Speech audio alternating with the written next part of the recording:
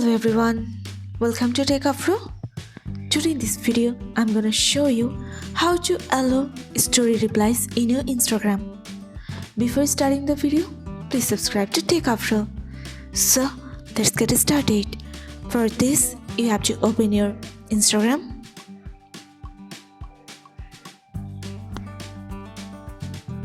Now go to your profile. Press on menu. Now scroll down. Here you can see messages and story replies. Click on this. In this option, you'll find here story replies.